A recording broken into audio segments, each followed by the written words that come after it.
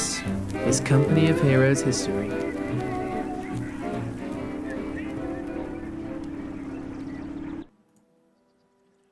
Hello and welcome to another episode of Company of Heroes history. Today we are going to be looking at the first replay from patch 1.4 of the game. 1.4 was, as I mentioned in the previous video, is kind of a hotfix to patch 1.3, so there wasn't any major changes to the gameplay. It wasn't any major balance changes really. They just fixed a couple of the issues, like the sniper one-shot kill was reintroduced into the game. The tank trap issue and the heavy cross issue that I illustrated in a Blitz episode recently, that was sort of reverted and fixed. And the only other major change that was to balance was that the Crocodile Sherman was made slightly more effective against units in cover. That was the only other major change that we saw. So really it's kind of a hot fix with very little balance differences introduced into the game. But nevertheless, patch 1.4 did last a little while, stuck around a lot longer than 1.3. And I hope we'll see some interesting replays. Now the first replay we're going to look at is between HeroicCompany in the south, famous for his bike start, and often used even several bikes at the start of the game, which hopefully we might see a little bit before we move on to patch 1.5. And in the north, just very quickly, we have Nystrom. Nystrom playing as the allies. Nystrom at this point in the middle of an extremely long streak of wins, as HeroicCompany himself was as well. And so here we really have a matchup between, for this period of the game, this short period of time we're looking at, perhaps the two very best players on the ladder. Motorbike, I hope we'll see some interesting micro from the motorbike, because HeroicCompany really was the best player with this, the first person to really popularize it, the bike first start, and be very successful at a high level. So I'm hoping we'll see some good micro now. For now, just harassing these engineers, taking a little bit of health off them, forcing them back into the base, quickly getting healed up so we can go and engage a little bit later. Nystrom, as we saw in a previous replay actually, really prioritizing these cutoff points and getting the cutoffs in place and getting himself in the houses. I think that's something that is a really big feature of his game in these stages. Of course, today might be a little bit more aggressive with early rifleman squads. Of course, you have to take the sort of risks to get the Wehrmacht off the map to make sure you not only cut off the Wehrmacht, but also have plenty of map control yourself. Being a little bit more aggressive is something we might see today, particularly against the bike first start as well. As it is now, we're getting to that stage, that awkward moment for the Wehrmacht where if you do go for a bike first start, where there's two rifleman squads on the field and you haven't yet got your third unit out. Of course, you get the second unit out slightly quicker because of the lower cost of the bike, but you are at a point here where you're slightly weak to a push from the rifleman. It looks like he isn't going to opt for it. It's not going to quite be able to get that out in time before the third unit comes out. Here we go. So did opt to be a little bit more passive there at that point. Gets himself recapped there on the strategic point and gets his munitions income coming in again quickly. But now this rifleman squad is putting itself in a very awkward position. I wouldn't want to be sitting there if I was a rifleman. Oh, looks like HeroicCompany did try and lay a mine there right in front of the rifleman and went down extremely quickly indeed. A little bit of a misplay there from HeroicCompany. Perhaps he thought that the rifleman wouldn't be focus firing those pioneers. As it is though, they do go down. A little bit of a misplay. And in the meantime, this one engineer squad has managed to cut almost the entire right side of the map. At least got a, no longer connected, but at least did get a fuel and a heavy munitions point in play. Seems at this point that it looks like maybe both players currently cut off. So not a lot of income for either player. A little bit awkward. This such a classic engagement. The riflemen do manage to close the gap, getting close. And now we're looking to see how the models do. Still 6 models. The riflemen getting extremely low in health and do go down. Second Volkswagen squad coming in, and the additional DPS of the bike sway the tide in their favor there. Another rifleman squad pushing from the back does get in that heavy cover, although not enough of the people. A little repositioning there, gets a couple more models in heavy cover. A little bit awkward. Another rifleman squad coming out. I mean, this is really a feature of Nystrom's play. He was very quick getting his riflemen reinforced and back on the field and sort of keeping the pressure on. Very, very aggressive player, and it's very nice to see. Engineer on the right side not doing anything currently. Hasn't decided to push back, move back and cap this point to make sure this right side will be connected even if the strategic point is lost. maybe a little bit of an oversight there. Rifleman coming back on the field. One fresh squad kind of waiting. Taking it slow here, which I think is a pretty good option. Waiting for some of his squad mates to be reinforced and come back on the field. One interesting thing to look at here, look at the manpower income of Nystrom. Only 214 manpower income per minute here. It's gone up a little bit now. But when you get decapped like that, it takes a lot of, you lose a little bit of income that way. But this is really just a reflection on the upkeep of allies units in the early game. They've got hardly any income whatsoever coming in, 224. In the meantime, if we look at HeroicCompany, I wonder how much they've got. 279 upkeep manpower income here. Of course, a little bit more map control, but as you see, look, still 1, 2, 3, 4, 4.5 if you count the bike as a half unit.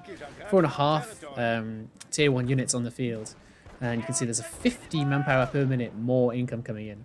I mean, I think in discussions I've had recently with some of the best players around today, that's really one of the big issues holding the allies back today in high-level play.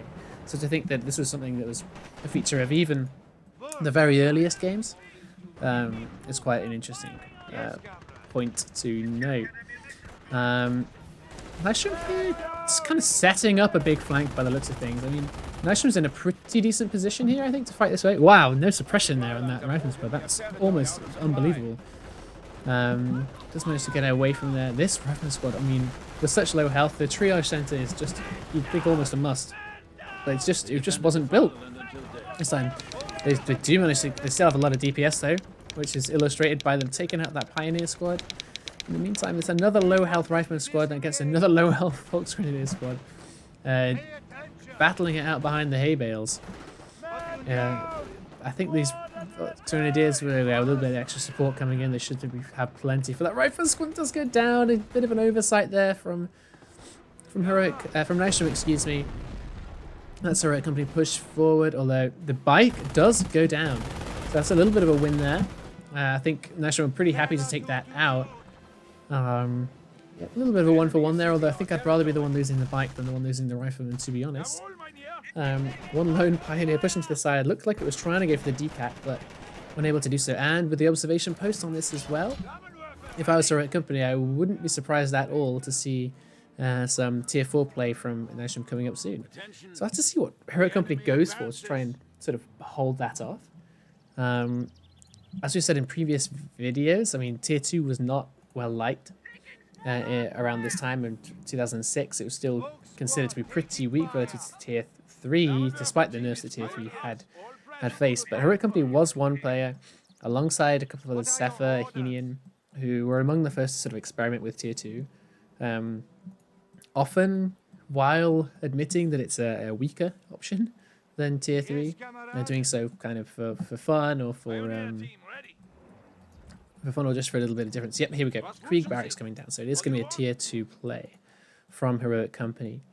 Interesting option. Interesting option, I would say. More Rifleman pushing in the front. We do see that HeroicCompany opted to bring in a second MG.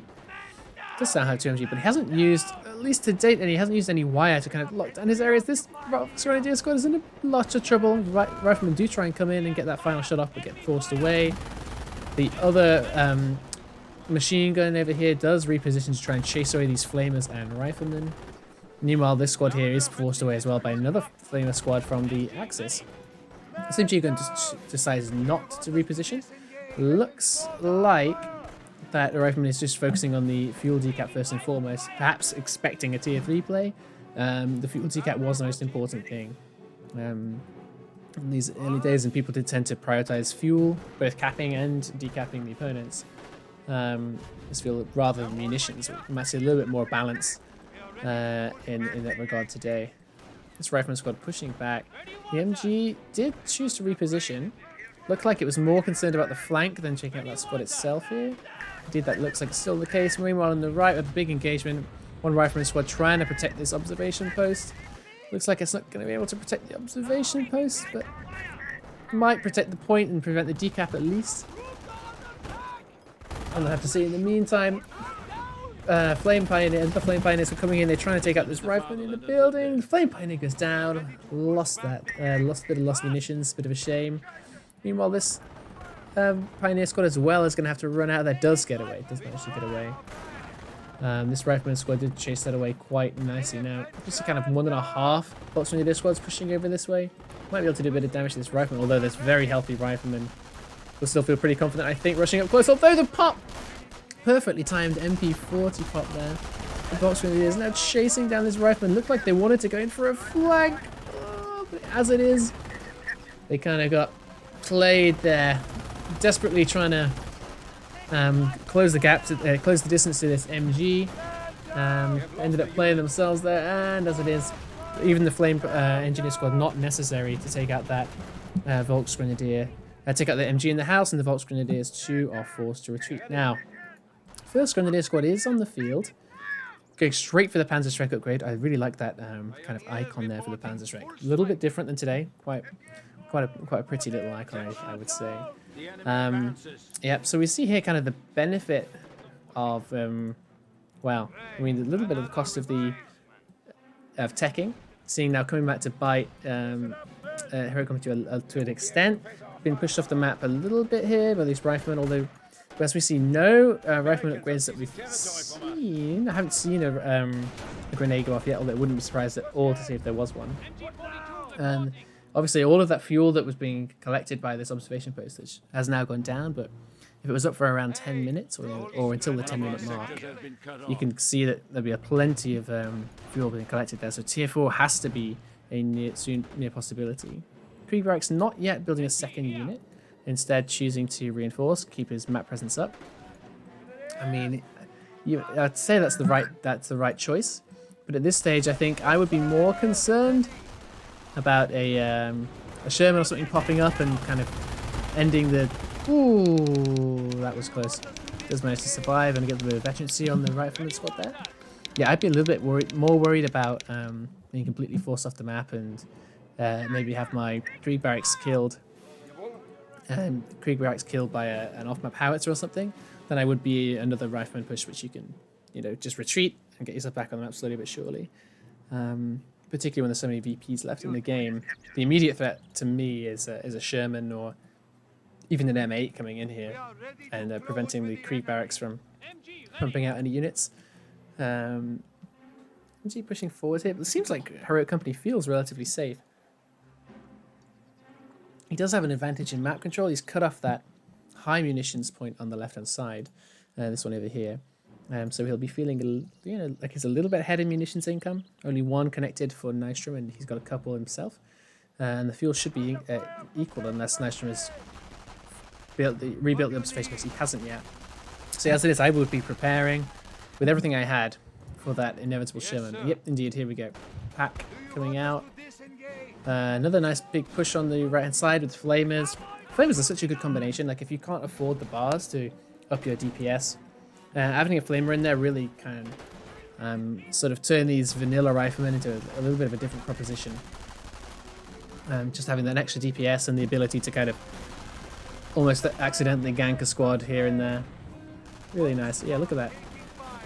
Volks Grenadiers kind of don't want to engage with that, forced to retreat.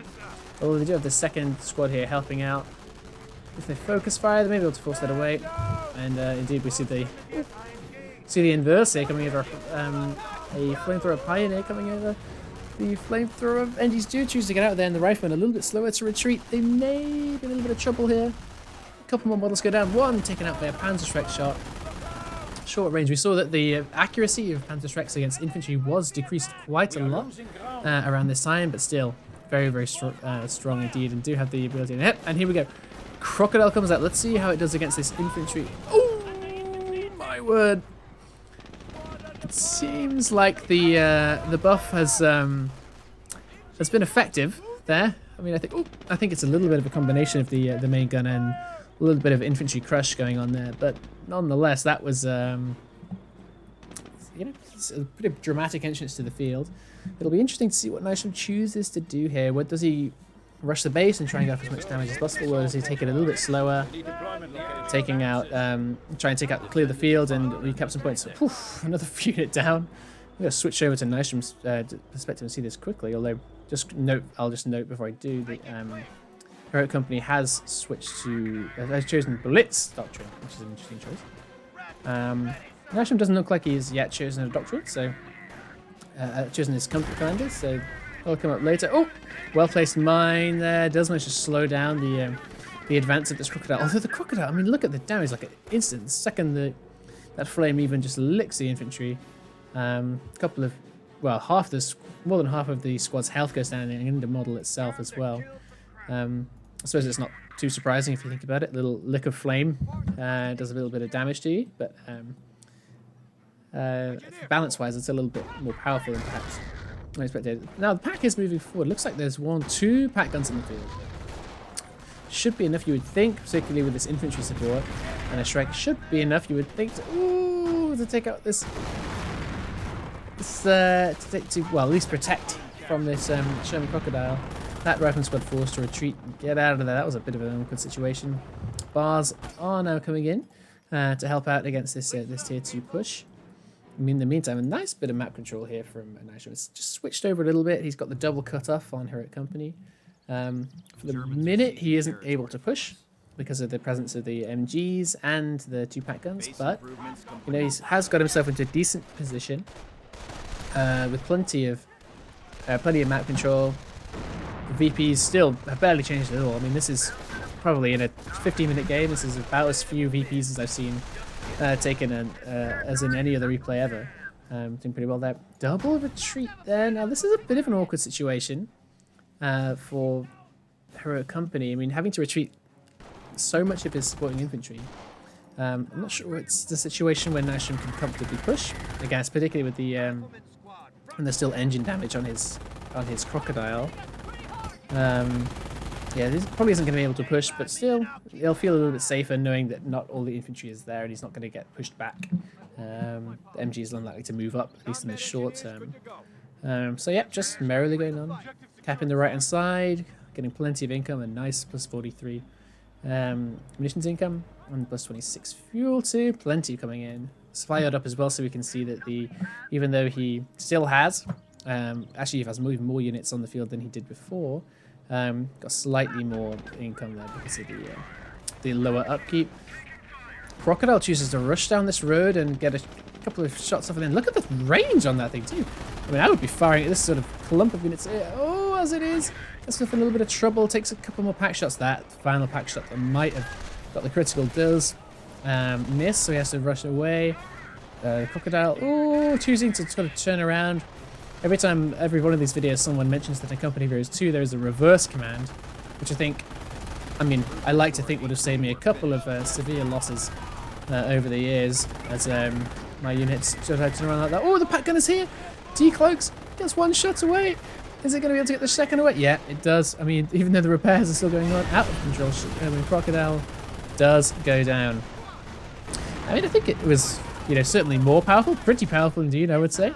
But maybe the maybe the buff was sort of recognized at this point, and the overreaction, we saw like the air quotes overreaction of having 2 pack guns as well as the Shreks, is a response to what's known to be a very powerful unit coming on the field. Now, Nystrom has gone for infantry. Not only has he gone for infantry, he's gone for the now he sees splits.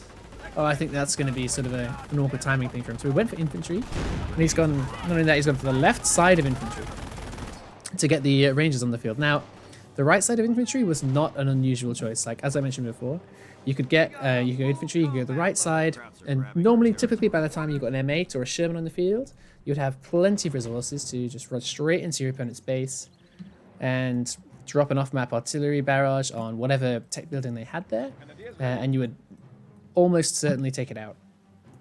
So the right side of infantry was pretty powerful. The other thing to note about the right side of infantry was that the howitzer itself, the on-map howitzer, if once built, was more powerful then than it is today, in that the spread of the howitzer projectiles was a bit smaller. It was the same as the off-map howitzer shoot. So you could take out, using an on-map barrage, you could take out a Wehrmacht quarters, for example, if you knew where it was. You could take out a Krieg barracks, and if you just kept scouting the opponent's base, you could continue taking down their tech buildings. So the right side of infantry was pretty good in that state, but the left side of infantry for the Rangers, and later the off-map combat group, was far less popular. Far less strong, and particularly against Blitz, it's a bit of an awkward thing. Although you see here, the huge grenade goes in. Veterans on one or two squads go down. Big flank coming in from the side. Another unit coming out here. It doesn't look like it's going to come around. Suppression ability popped on this Grenadier squad. Second MG though might be able to chase that away. Looks like it's going to have to get out of there. Stu doing slightly better damage. Oops, excuse me. A little bit of a mouse bug there. Yeah, but I think at this stage, it seems like that was a timing thing. We saw Nystrom had been holding onto his command points. Hadn't yet chosen, and probably he hadn't yet seen the Heroic Company had gone blitz. Was perhaps expecting defensive for that reason.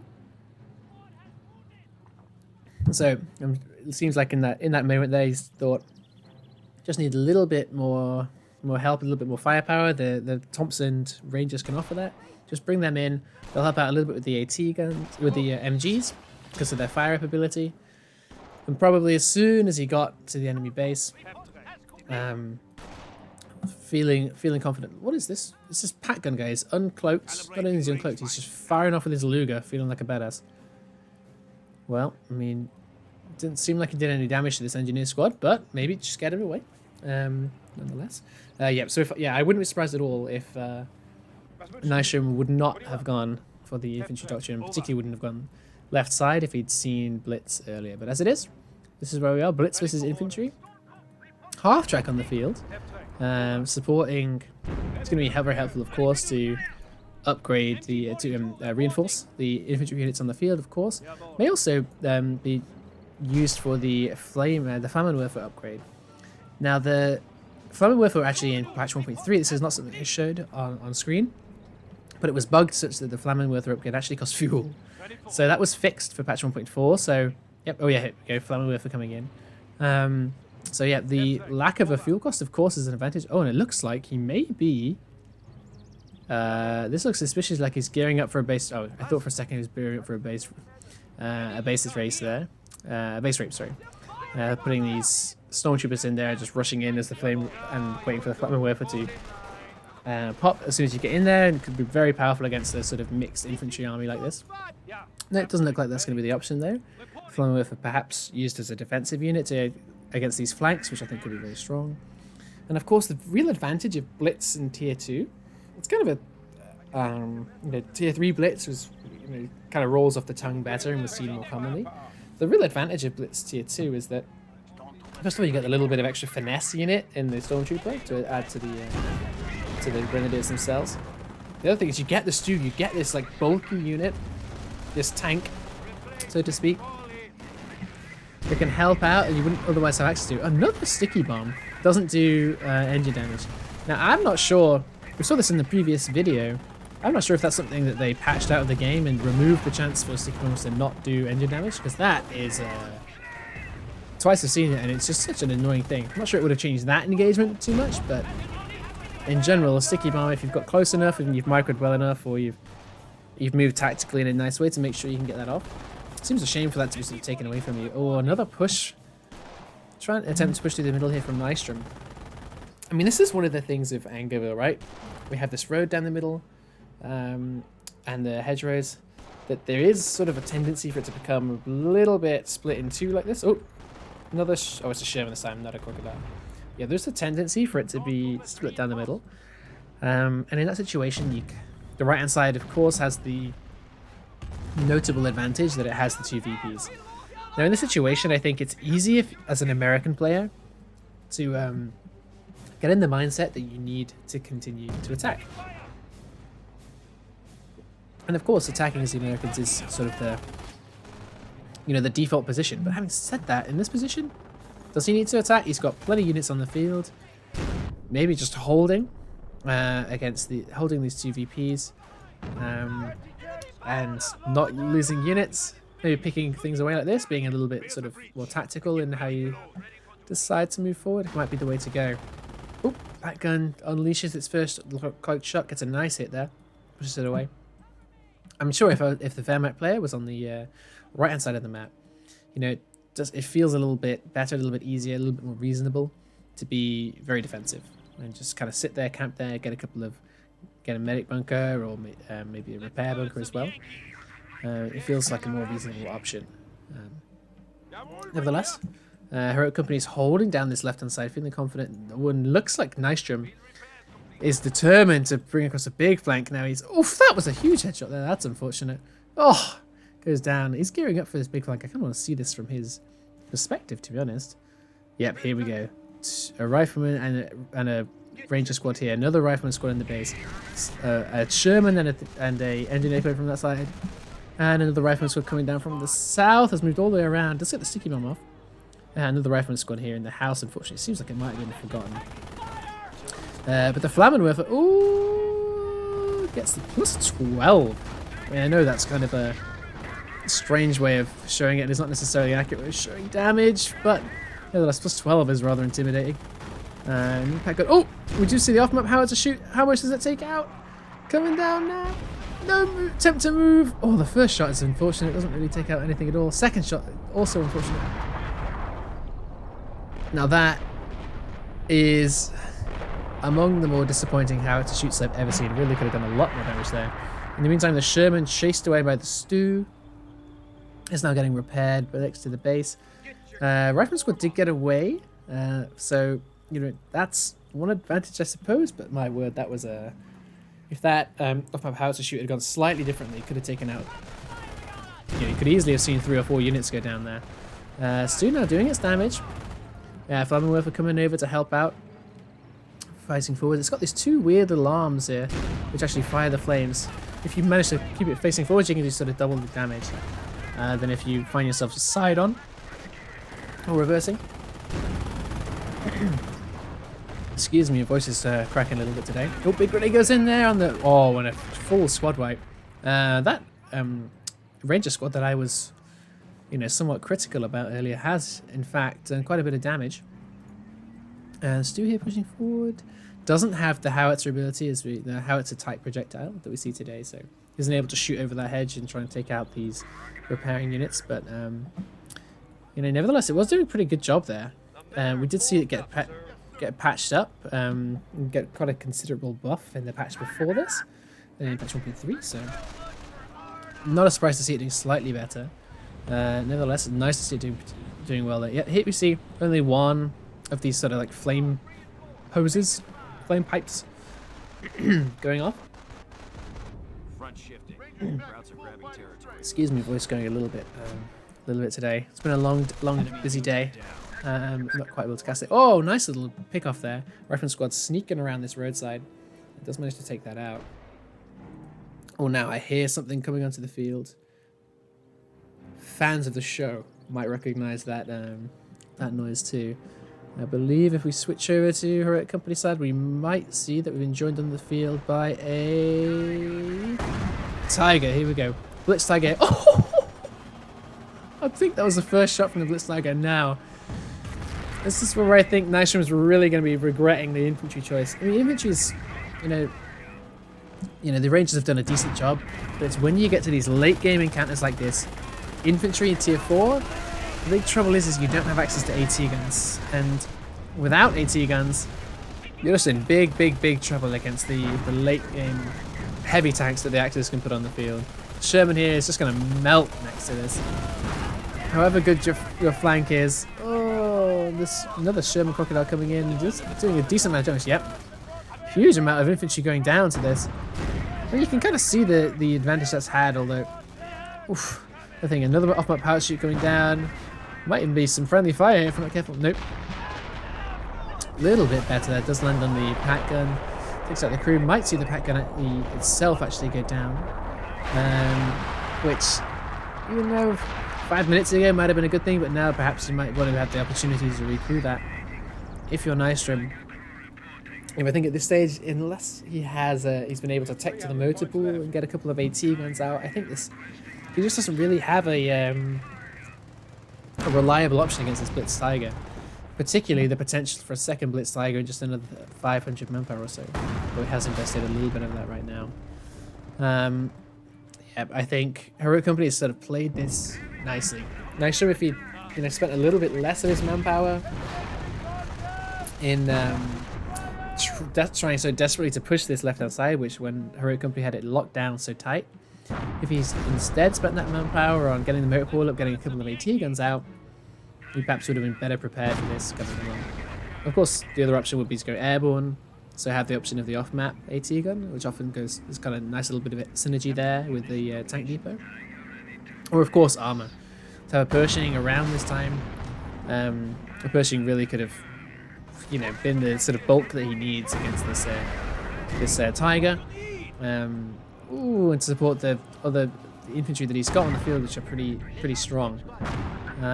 As it is, I think, and I don't now see an easy way for Nystrom to stop this push. We'll have to see what comes out of the tank depot, and he may have access to another off-map power to shoot. Oh, thank you!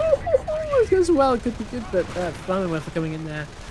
Oh, now I really do think that it's game. Has to be game over there, because that was Flammenwerfer is worth its weight in gold there, to be honest. Taking out a couple of squads.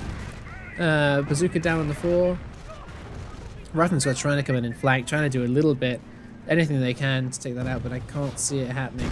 HQ now in flames, and with it I think Nystrom's hopes of victory too will be going up in flames very soon after him. Run goes down. Let's get damaged engine this time, but I think it's kind of too late, to be honest, to do the difference that he needs. Flammenwerfer really pumping out the hurt on the headquarters building. Stu, meanwhile, doing a good job against the infantry running around. And this, I think, now is just a matter of time. Plenty of destruction. Going down, flaming headquarters is really quite picturesque, I would say. And this is never a situation any allied player wants to be in, with a tanker camping outside their headquarters. Nice Sherman micro here. Has been managing to move it around and do as much damage as possible. Did manage to take out the half track. And that storm squad that was rushing around behind headquarters. Playing a ring around the roads here and doing a very good job of it. But I think sort of too little too late at this stage. Yep, out of control. Sherman now going on its long way before it dies. Although the pack gun seems like it got the final blow. Now the Vox Grenadier is picking up that Panzerschreck. You know, untrained, but not to be deterred. Oh, desperate for the headquarters kill itself. It looks like there. Or it might have been the Stu pushing it in there. Oh, out of control Stu. I believe that must have been. Yep. The pack gun's been recrewed by Nystrom, who's completely pushed the left-hand side of the field. It looks like. Okay, he's got a pack gun and a rifleman squad over there, but not enough. Nystrom sad to go down, and Heroic Company very pleased to have come away with the victory there. I'm in disbelief. So that looks like it must be game over. Oh no, yep, game over there by annihilation in the end, I believe. And another nice indication of the evolution of the game there, I think. Seeing the Crocodile do a little bit more damage and be a little bit more effective shows that the Allies are having another option. Wasn't quite enough in this match to turn the tide in Nystrom's favour, but nevertheless, I hope you've enjoyed watching this replay with me, and I hope you'll tune in again next time. Bye-bye.